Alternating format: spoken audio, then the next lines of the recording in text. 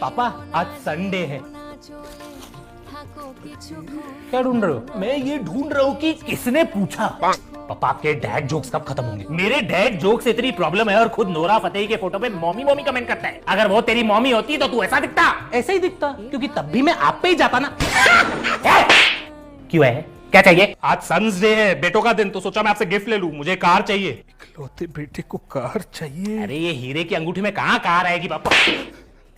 Car चाहिए। नहीं मेरे को बाइक भी चलेगी। नहीं नहीं नहीं मेरे को रेनकोट भी चलेगा। रेनकोट नहीं नहीं पापा आपको गिफ्ट नहीं देनी है, मत दो। बार बार स्ट्रिपर क्यों बन जाते हो?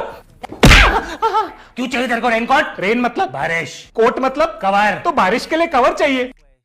तो हरामखोर सीधा बोलना, तेरे को रेनकोट चाहिए। अरे तो वही तो बोला मैंने। मेरे को भी रेनकोट का पैसा दो ना यार।